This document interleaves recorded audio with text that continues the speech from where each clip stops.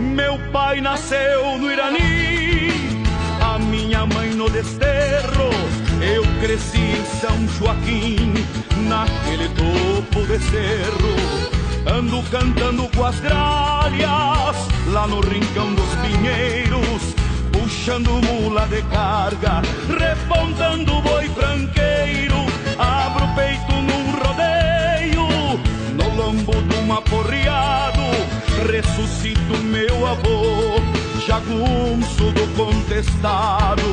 De picuma e fumaça, tenho a melena encardida, São Sebastião me protege nestas peleias da vida. Meu povo, barriga verde, meu coração te pertence.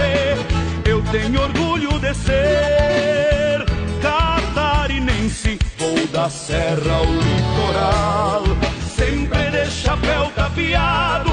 Sou de Santa Catarina, herdeiro do contestado.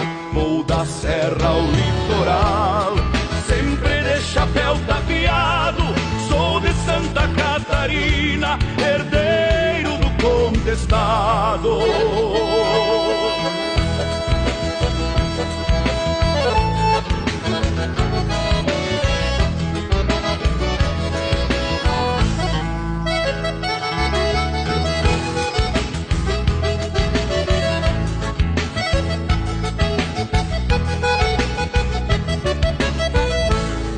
É branco, verde e vermelho o pavilhão desta terra, de gente que vive em paz por ter sofrido na guerra.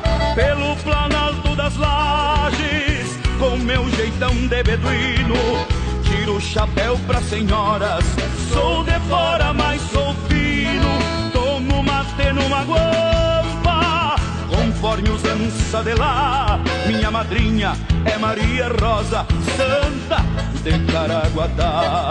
Quando vejo uma araucária solita no descampado, vejo meu avô tropeiro de sombreiro bem tapeado. Toda essa herança bendita escrita em pé desta gente, eu tenho orgulho de ser catarinense. Vou da serra ao litoral, sempre de chapéu tapeado. Sou de Santa Catarina, herdeiro do contestado. Vou da serra ao litoral, sempre de chapéu tapeado. Sou de Santa Catarina, herdeiro do contestado. Vou da serra ao litoral, sempre de chapéu tapeado. Sou de Santa Catarina, herdeiro do contestado. Sou de Santa